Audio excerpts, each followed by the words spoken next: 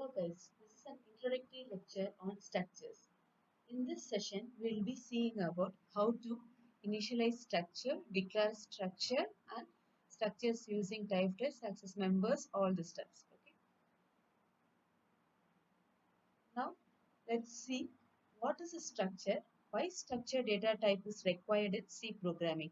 Before getting into structures, let's have a look at array and how structure is different from array. We are all clear that an array is defined as the collection of variables of similar data type and it can hold only values of any one of the primitive data type such as int array or char array or double array is how we can store the data type for an array. Clear that array can hold only data of similar data type. What if I want to store students' information, which will have various fields like student's name, age, branch, permanent address, father's name, etc., which include string values, integer values, floating point values, etc. So how can I use array for this problem? I will require something which can hold data of different types together. Now, structure data types comes to the picture. Structure can store data of any type which is practical and more useful. Structure is a user-defined data type available in C and allow us to combine data items of different kinds.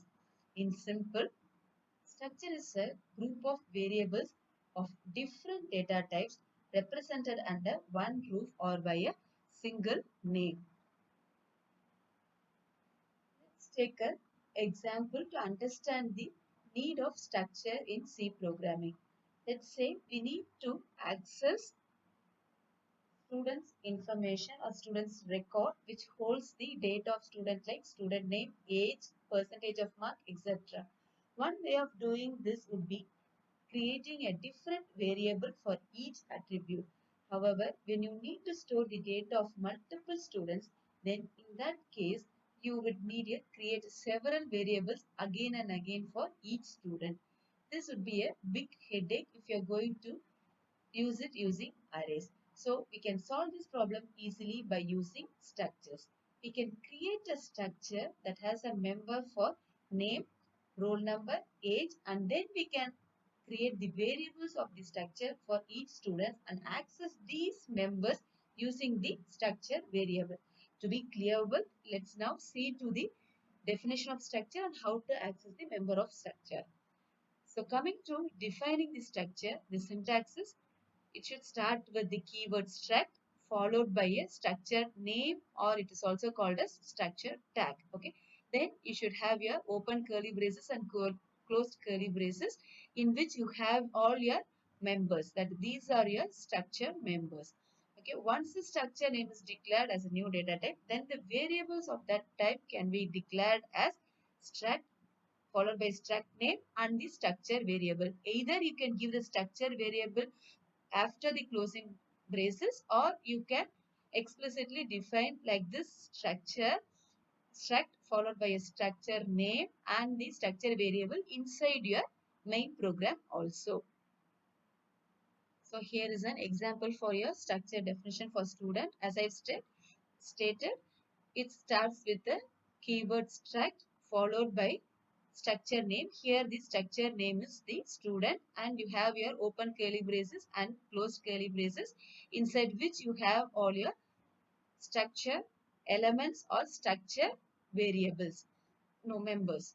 Okay. So here this st is called as your structure variable. So here my student record is going to have the data types of character for name and integer type for storing the roll number and floating data type for your marks and character for a gender and for long int for holding the phone number.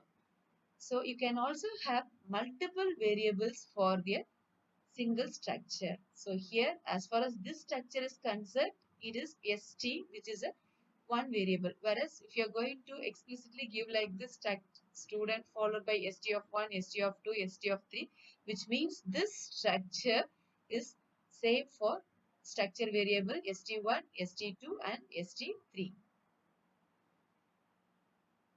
So as I said, now let's see how to access these members of your structure. So the members of this structure can be accessed by the dot operator. Okay, or it is also called as member operator. Suppose if I want to access the name of this structure, then I should access through the variable st1 dot name, st1 dot roll underscore number, st1 dot marks, st1 dot gender, st1 dot phone number. This is how I can access the members, which means I can store the value to these members and I can access these members by using that member operator or the dot operator. So here we can define the structures in both these ways. So struct student, you have all your members and then closing parenthesis followed by your structure variables st of 1, st2 or st3, which means you have three structure variables for this student record. Okay, so it can also be continuous like care name semicolon followed by int roll number semicolon float mark. So it can also be like this. Here student name is missing. Okay, this you have to include struct followed by the structure name student, and then you have your open curly braces under which you have your members of the structure, close curly braces followed by your structure variables. These are called members and these are called variables. Okay, now let's go to the next section of how to initialize your structure, how initialization of your structure is being done. So as we have seen, you can initialize or you can also get the values from the user for the structure that you have defined in your program. Okay, so here initialization is struct followed by the structure name and then followed by the variable and equal to inside your curly braces you are going to give the values for all the members that you have defined inside your structure. So this value 1 will be for your name and value 2 will be for your roll number. Okay, and then value 3 will be for your gender. So accordingly you have to give here. So which means here value 1 should be inside double quotes stating x, y, z, and value 2, since it is an integer, it can just have the numerical values. Similarly for marks, and then for gender you can give a character in single quotes, and for phone numbers you can just give the numerical values.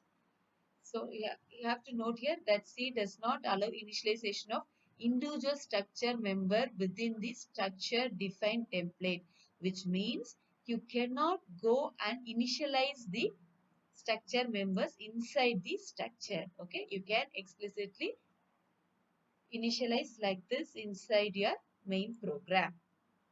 Okay, so here's an example for how initialization can be done.